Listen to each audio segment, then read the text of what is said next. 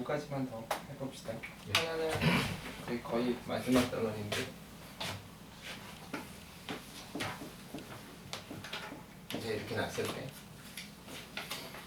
우리는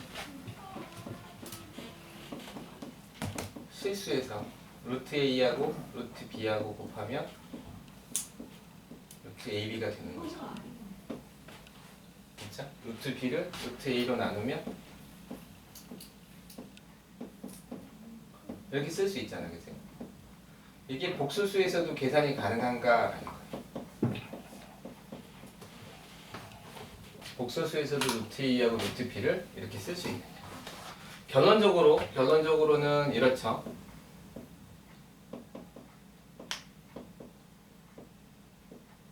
한 가지 경우에 이제 마이너스가 나오지. 언제?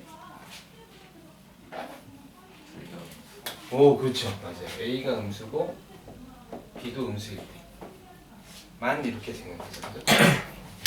그 다음에 나눗셈에서는 A가 음수 B가 그쵸. A가 양수? 양수. B가 음수. 분모가 이제 그렇게 돼요. 이 이야기는 결국은 이제 실수 영역에서 쓰는 연산을 할 수 없다는 뜻이. 언제 그러냐면 이제 B가 음수고 A가 양수. 그러니까 분모가 음수인 경우.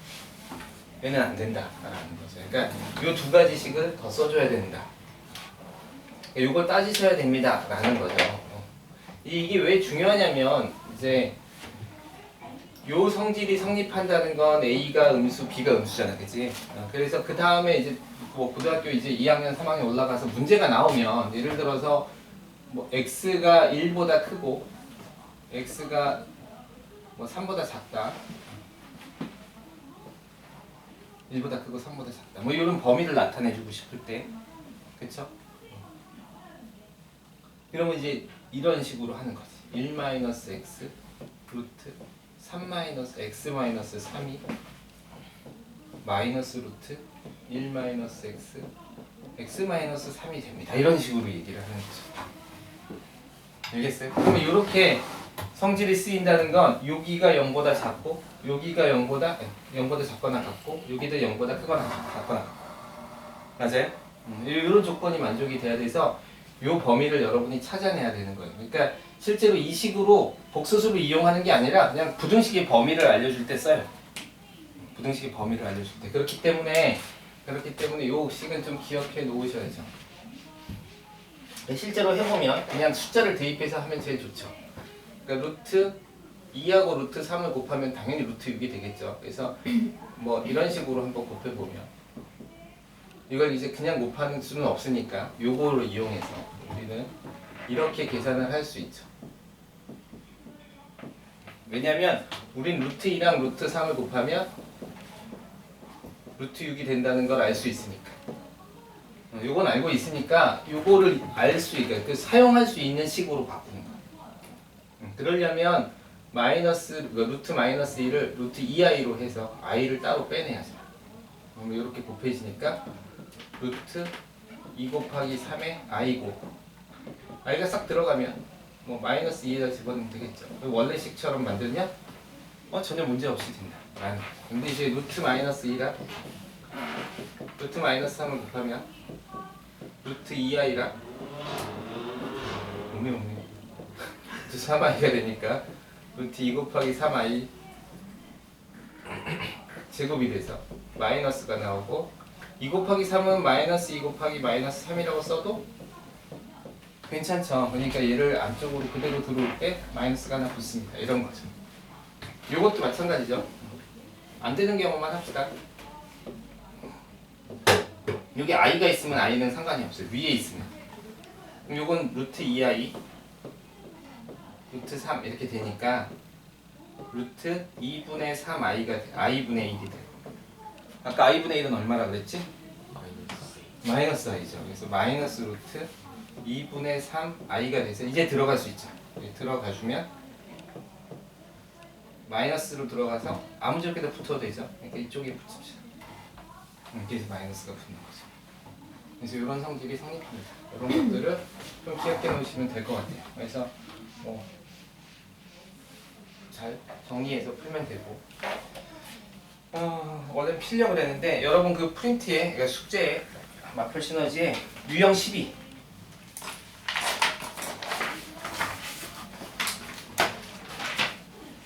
유형 12, 유형 13 요 파트를 되게 열심히 하세요. 가능하면 증명하듯이 하세요. 유형 12하고 유형 13은 유형 12하고 유형 13은 증명하듯이 하세요. 알았죠? 굉장히 중요해요.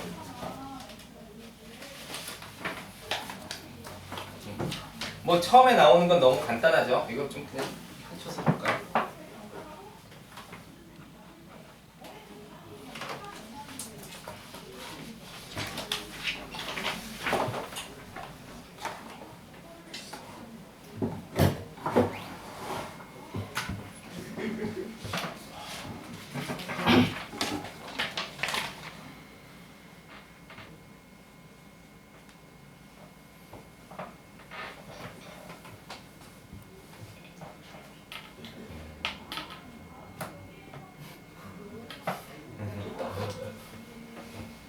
잠깐 유형 12 다른 거는 그냥 계산식인데 요 식은 잘 알아두면 되게 좋죠. 이쪽에 지워야겠네요.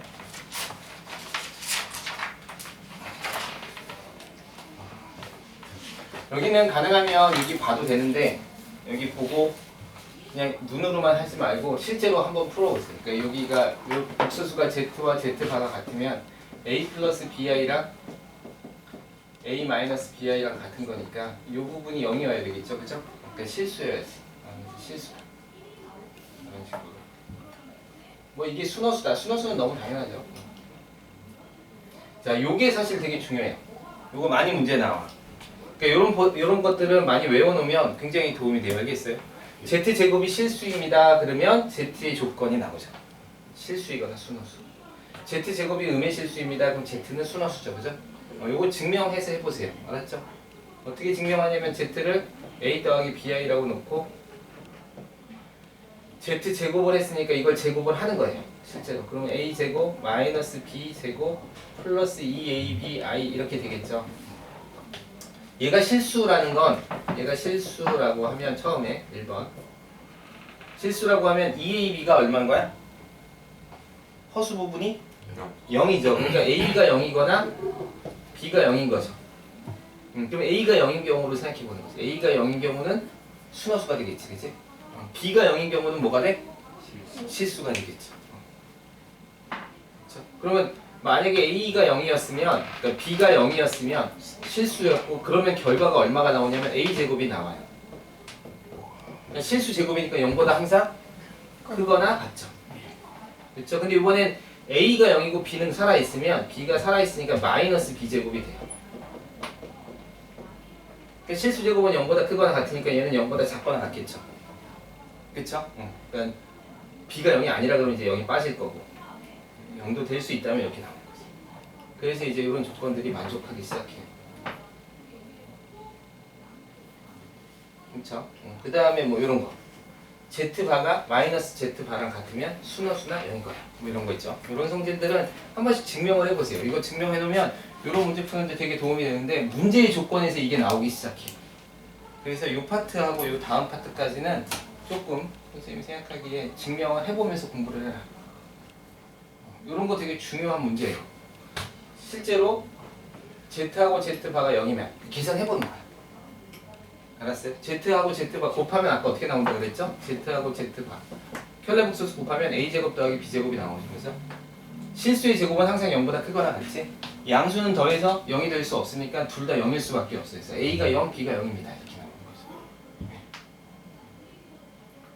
그렇죠? 그래서 이런 건 증명을 좀 해보세요. 그래서 여기는 증명을 해보면 문제가 좀 쉬워지고 그 다음에 요 파트, 요 내용들을 잘 이해하면 요 내용 잘 이해하고 선생님이 저기 부탁하건데 유형 12, 13 여기 잘 이해하고 아까 선생님이 얘기했던 1 플러스 i, 1 마이너스 i 요거 제곱하면 이거 그거 순어수 되지 그지? 그러니까 얘네들은 제곱하면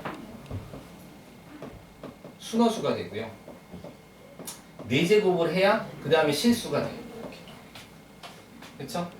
그러면 뭐 다시 양수로 바꾸려면 뭐 8제곱 해야지 나오겠죠. 그죠? 그러니까 이런 식으로 이런 것들이 간단하게 이렇게 단순화시켜서 그러니까 우리가 복수수를 제곱해서 다시 복수수가 나오는데 그런 어떤 허수 i가 나온다는 게 좀 상상하기가 어렵지만 사실 그런 수가 존재합니다. 1 플러스 i죠.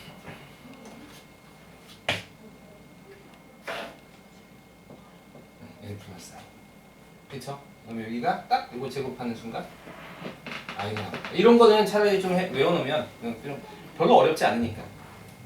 그쵸? 그 다음에 아까 선생님이 얘기한 것처럼 2분의 1 플러스 그러니까 마이너스 1 플러스 루트 3i 이런 거. 요거 세제곱하면 1 되는 수. 알았죠? 근데 좀 익숙하게 눈에 두면 좀 빨리 풀리죠. 그래서 여기 내용하고 요거 몇 개 정도 암기해 놓으면 그러면 그렇게 크게 어렵지 않게 복수수를 진화할 수 있어요. 알았죠? 그래서 복수수는 결국 2차 방정식에서 근이 없다는 조건은 부허근이 존재한다를 쓰기 위해서 그냥 배우는 정도라고만 생각하시면 돼요. 그래서 그 이상 잘 나오지도 않고 그 다음에 순허수에 대한 개념 정도만 갖고 있으면 그러니까 허수라는 개념만 갖고 있으면 우리가 허근에 대한 의미를 판단하는 데 정도에서 쓰이고 그 이상이 뭐 복잡한 걸 쓰거나 그러지는 않아요. 아까 선생님이 이상한 2차 방정식 풀라 그랬는데 2차 방정식 실제로 풀어서 하는 방법도 있어요. 정이 안 되면 그런 것도 풀기도 하는데 요즘은 이제 그런 풀이는 잘 안 나와요. 요즘은 근해 공식으로 해결이 다 되는, 알았죠? 2차 방정식 풀면 근해 공식으로 해결이 다 되는 그런 것들만 나올 거예요. 그래서 이 파트 좀 열심히 해놓으세요.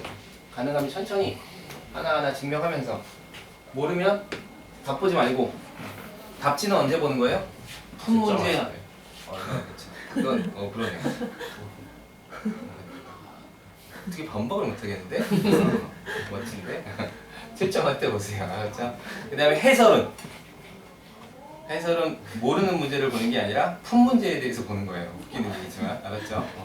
해설은 푼 문제에 대해서 보세요. 푼 문제에 대해서는 해설 보고 싶지 않지, 그지?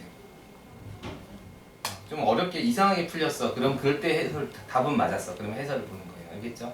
그 다음에 풀이한 다음에 너무 빨리 지우지 마요. 틀렸어. 그럼 다시 지우고 다시 풀지 말고 어디가 틀렸는지를 먼저 찾고. 알았어요? 다시 풀어야겠으면 그냥 옆에다 다시 풀든지 뭐 종이에다가 풀든지.